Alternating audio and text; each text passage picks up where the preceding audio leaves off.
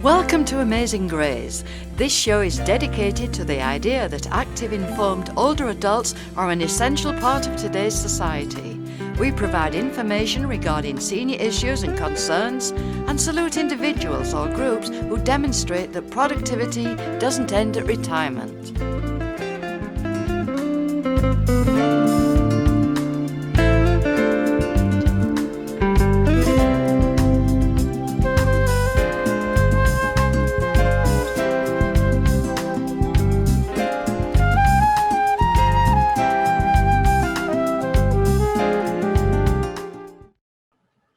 Hi there, welcome to this segment of Amazing Grays. My name is Ed Whitbread, and our guest today has quite a story to tell in a wide variety of areas. Samone is an Army brat, or I guess a Navy brat, and Samone is now in Erie as part of the Arts and Cultural Program. Give me the official name of that. Creating with Community. It's an artist residency program. Okay, let's start at the very beginning, as the song says. You were a Navy brat. Kind of describe your upbringing, because that kind of leads into some pretty fascinating things. Well, for starters, I wanted to say thank you for inviting me to share this conversation with you. But yes, so my early, my childhood began with us traveling from, I was born in New Jersey, from New Jersey to Oklahoma. My father was in the Navy, and he was training for a pilot. To be a pilot. Oklahoma is hardly a naval port, but that's right. And actually, that's he did some cross branch work. I did the same thing too in my time as an Air Force airman. I served on a naval base at some point in my service too. So I don't exactly know why we were at that station, unless he was there because his specialty required the training at that location. But we moved from there to Texas, and throughout my childhood, we stayed in different states. And early on, it was due to him being in the service. And then as a young adult, I went in the military and sort of ventured through the country as well. Air Force? Yes. How long? And just for one term, very short, very short. Just like my son. Yes, and I went in for one specialty, and I cross-trained into another in the time that I served. It's a little bit funny, the irony of it. I started off interested in translations. In high school, I had good friends who were struggling with English, and I didn't want to insult them, so I decided to offer them some English if they would, in exchange, offer me share some language lessons in their native language, which was Mandarin Chinese. And after 2 years of doing that, I just fell in love with the culture and the language. So I went into the military initially to serve as a translator, and then I found out I was assigned to Arabic. Through some finagling and requests, I got transferred into the Mandarin school instead. And once I started to serve, I had my son almost at the exact time that I was due to go in, and I had a position that I was not allowed to serve with a family. So my command said that I could cross-train, and that's when I went from translations over into photo. Well, I thought I was going into photography. So you were a combat photographer. Yes, well, that's the irony. The goal was to stabilize. I had a new child. It was to create a position that I could do stateside and still raise my child as a single parent. So there was a school at the time, the photography school was in flux. The Air Force photography school was being built. So I was stationed to the naval base in Florida for my training. And there were about 500 students in all the branches. And I don't know how, but I was the only student and the absolute last student in history selected to go into this fully remote position for combat camera. And I was probably the only student that selected that position specifically. Somebody says combat photographer, and I have pictures of bullets flying around your head. It was that's actually a very good description, because our units, the the icon for the unit was an eagle wearing a gun on the back and a camera in the hand, and that was a pretty fair description of what our What, members look like that's when what they you were were doing on the ground? reconnaissance primarily. So I served during the Bosnia Herzegovina effort, and That our was kind of a members, nasty little war. yeah, so our unit members would go out into the areas that we were due to settle in and sort of take survey of the land, get information about the people. We would do some sort of interviewing. That's why it was a photojournalist position. And then we would have the images edited and compiled and sent back to the Pentagon. And because I got this odd assignment as a single parent, I was able to stay stateside to remain in California while um, my colleagues traveled to Turkey, Hmm. wherever else we were needed, and I just managed the graphics You spent, primarily. I you did do spent some live on-site journalism and photography, but I primarily, primarily on a computer somewhere, moving things yes, around. Okay. yeah, At the end of 4 years, you terminated for, yeah. I And to be honest, decided to move on. it became a seed. It sort of was the seed that was planted for the trajectory of my life because I loved the combination of art, visual arts, and then the use of literature to support what I was doing in the visual arts. And it just stuck. It never, even in the civilian world, I always returned back to the combination of those two forms.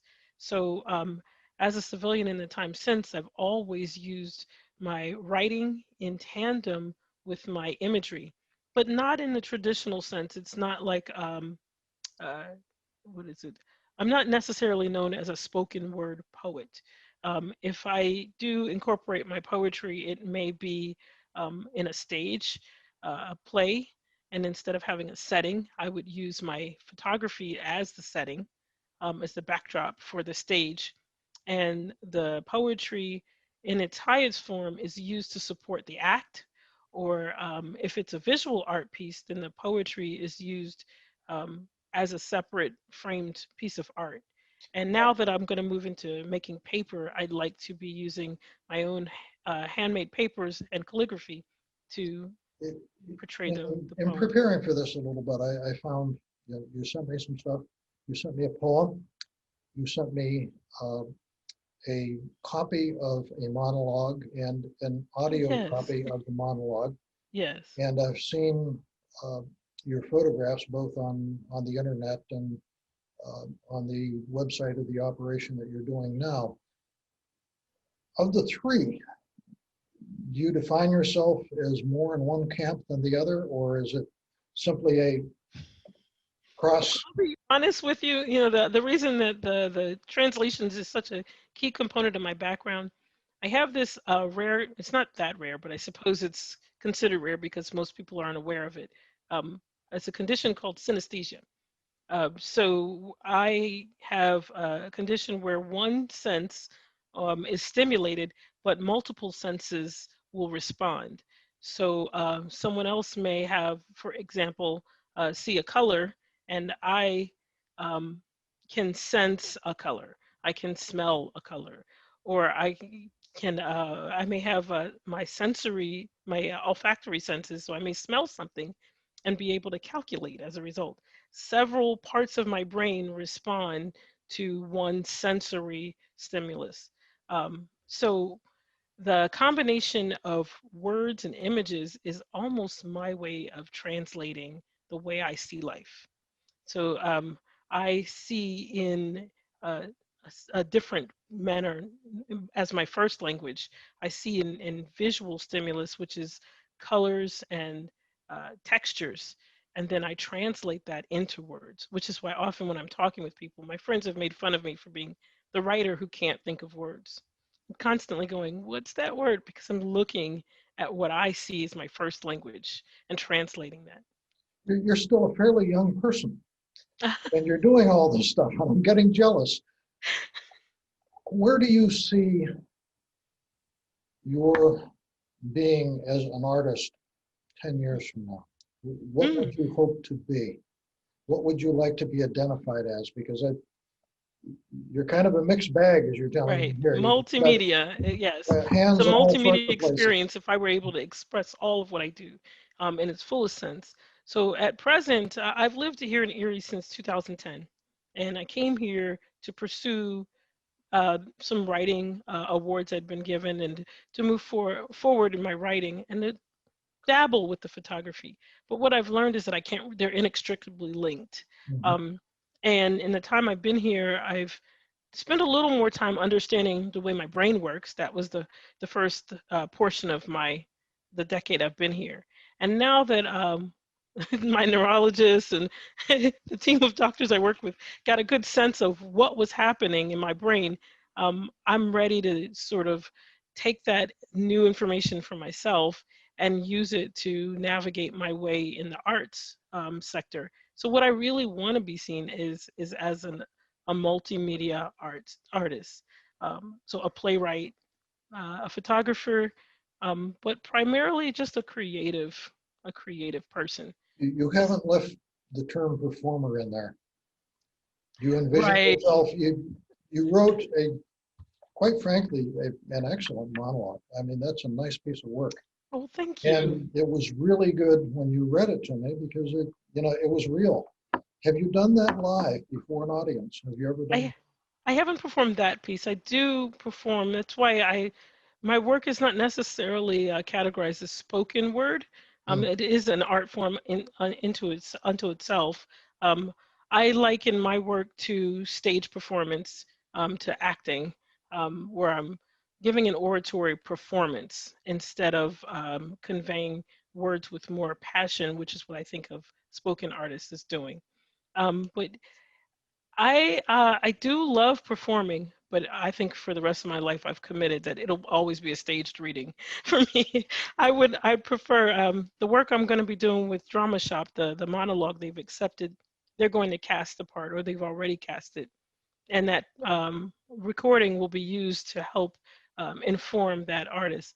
But that's something I'm really comfortable with. When it comes to the stage, I think I'm okay with being behind the scenes and helping other artists find a place as well. And that's actually the larger thrust of what I bring to my creative effort is opportunity to find our greatest potential. So it's sort of I want my work underscores this effort for equality, but the real message isn't necessarily equality. It's actually self-actualization. I I, always want that opportunity for myself and others. I don't know the breadth of your work at this point or the sheer quantity, but I can easily see an evening with come out of that, where Mm-hmm. you're dealing with like 45 minutes or 50 minutes of material that you've done, either with your photos in the background or talking about your photos. I just think that that's going to happen to you at some point in time, whether you want it to or not. Now, tell me about, we had Mr. Fisher in here last year. He was one of the last folks to come through the door before the pandemic hit it. Uh, Tell us about your experience with Erie arts and culture. Yeah, speaking of Patrick, yeah, I'm really grateful for the work that he's allowed me to share with the community. As a matter of fact, I met Patrick through my interaction with the new group Chroma Guild last year when I joined the group for a few meetings and invited him to just sort of review the work I had available in my portfolio. Originally, he liked the series I have called Burnt Wood. Well, right now it's just sort of got a generic title, Burnt Wood. When I first moved to Erie, I noticed there was a very stark, mm, well, I'll just be blunt, sense of segregation in the community, and it was profound. I mean, having lived in the South in many states, it was more profound, more pronounced than anywhere I'd been before, and I used my art personally just to sort of process my emotions around what I was witnessing. So I would go in the evenings after, or in the early morning after people would use the beaches and take images of debris. And for me, I wanted to take images of debris because I wanted to find beauty, rhyme, and reason in it. Um, so the images of the burnt wood were my way of relaying that even something that is discarded, used, and destroyed has the ability to rebound and still can contribute definition, beauty, and can lend insight to the way we all live. He saw that and invited me to share my work at Ember Forge, which I did show from November through December and through January this year. And during that time, he invited me to apply for this new project, and I'm really glad I did. I guess in our time working together through the Chroma Guild and in our interactions discussing art, he recognized that my highest concern was civic justice, civic social equality, and I wanted to find a way to intersect um, creativity, the arts, in civic justice. It's sort of a taboo word in the arts world. And I know when I was growing up, Mhm. the more we could highlight the mundane and the less we could discuss, well, what I perceived as the obvious, the more I don't know, honored, celebrated an artist was. And so I sort of went against that grain and thought, how foolish of us to ignore what's occurring in our day and to end up on the wrong side of history for ignoring what we're surrounded with, the environment that we have to clean up so the next generation has a livable world.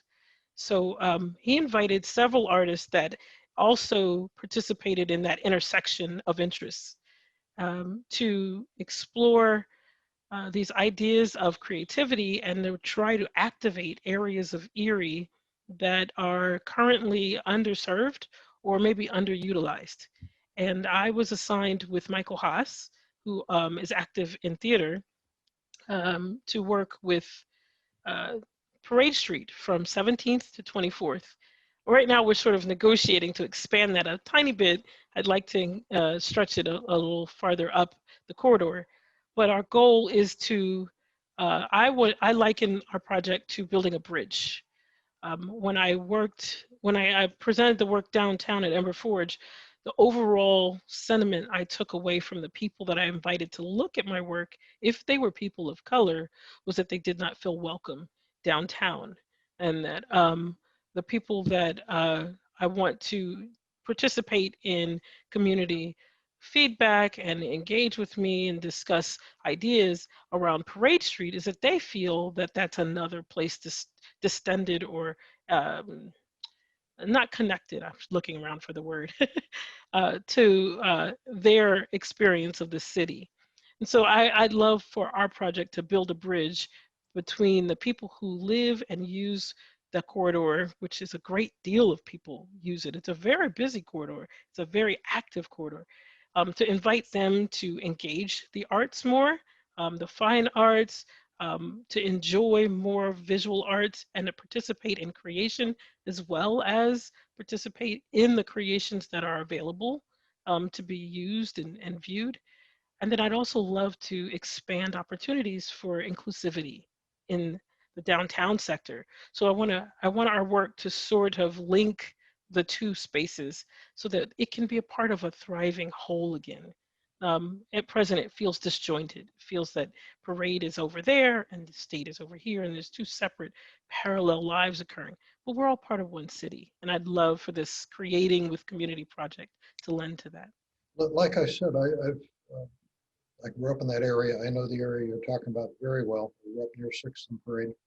Um, Parade has not changed a whole lot over the 100 years. The storefronts and the faces have changed, but it's interesting that in that period, there's probably 5 or 6 ethnic groups that have landed there and moved on, Hmm. and yet the African American has never really had a strong foothold in that corridor. As I think back on it, there have been businesses.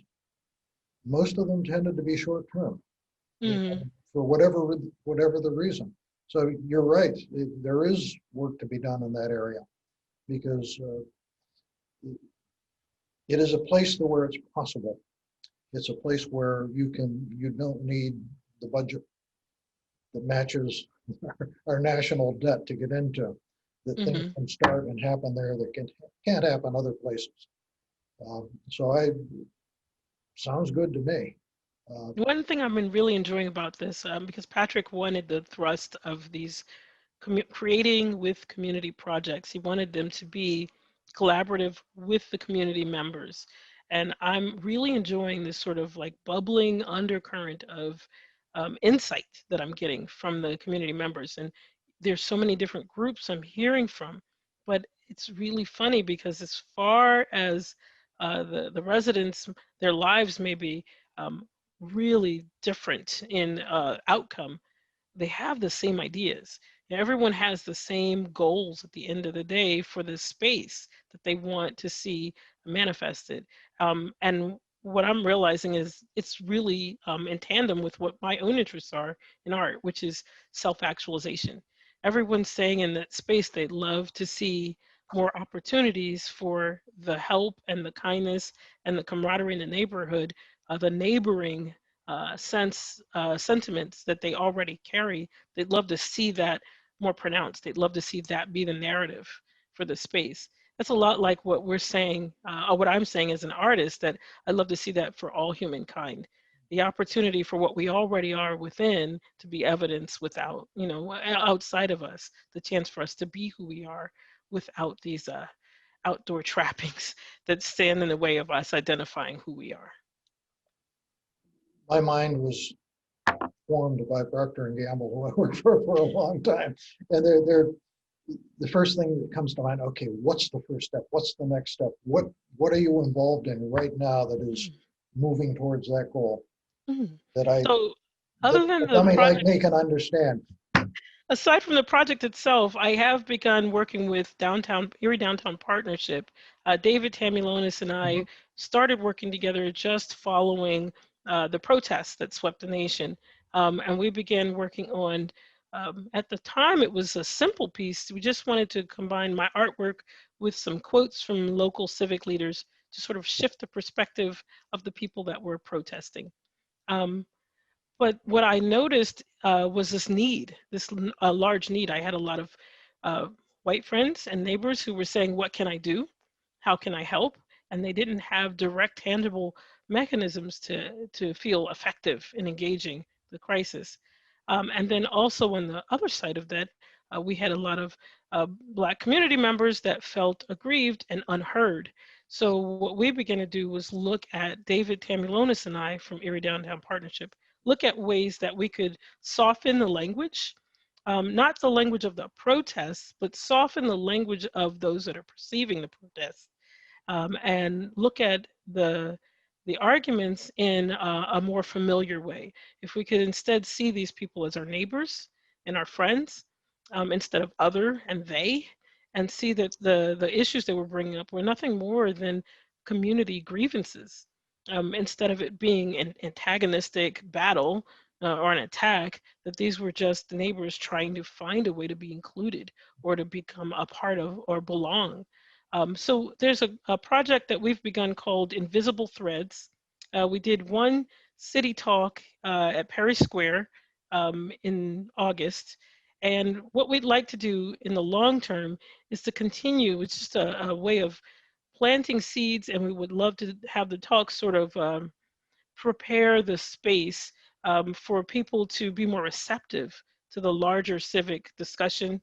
And we don't want this to be tied into a political campaign effort because it's not a temporary effort. What we want is to start shifting the way people see one another in general in this community so that we can create bonds. So that's one project I'm working on, is Invisible Threads, where the next leg will begin between now and November, where we'd like to begin to discuss greater inclusivity in the theater sector in Erie, not just downtown, but expanding some of their efforts to allow for more groups, these immigrants, minority groups, other groups to participate. Not that they're blocks from participating, but many times there are unseen barriers, and that's why it's called invisible threads.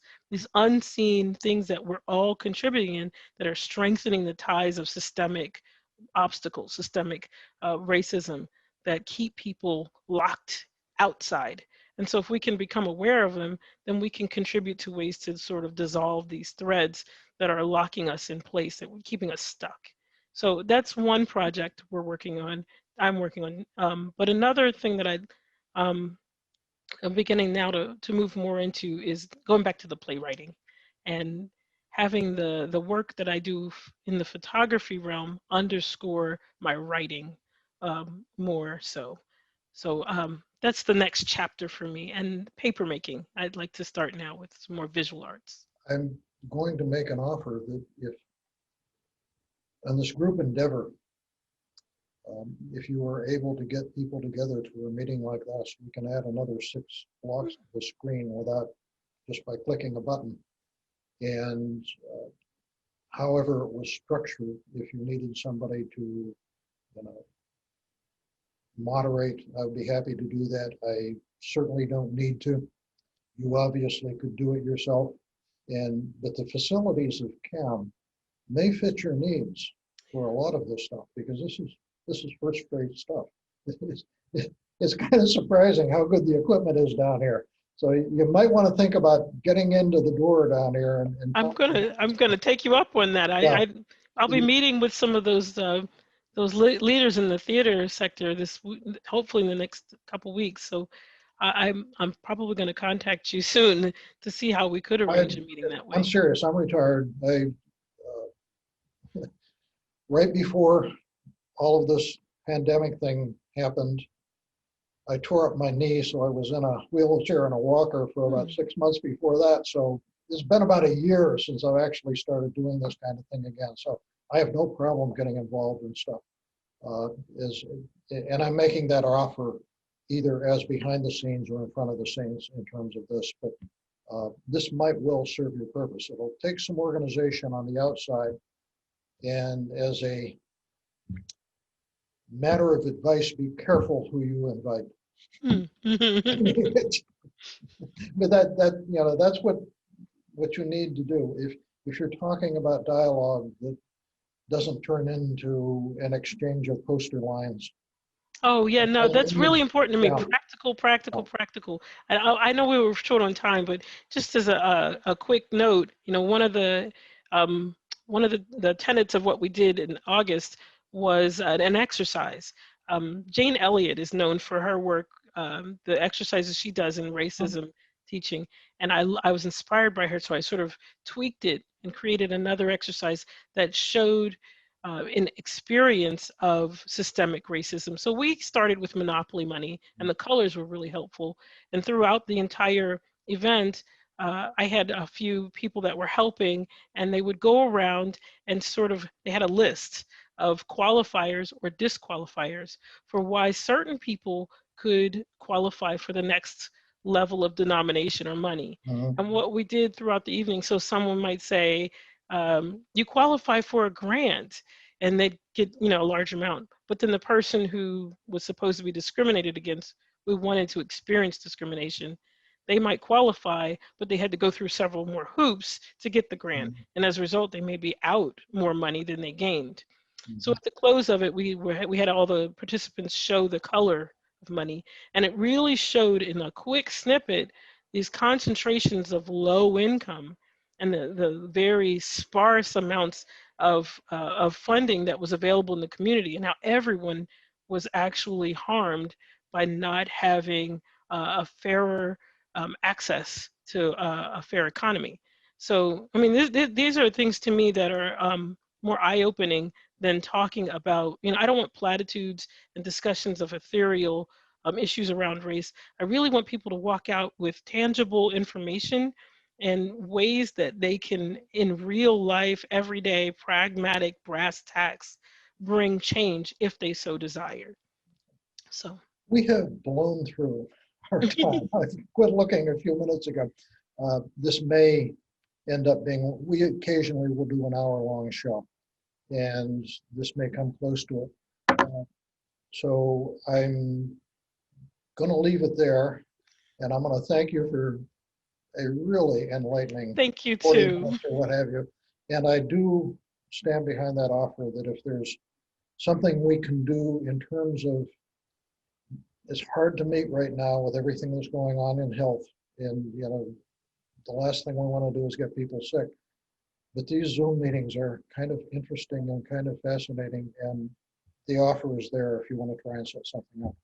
Thank you. And let's talk again sometime. Back then. Okay. Thank you. And we're off, and I'm going to turn off the That recorder. flew right by. It felt like it was seconds. Okay, and we are no longer recording, I hope. Let me get that turned on. Oh, here it is.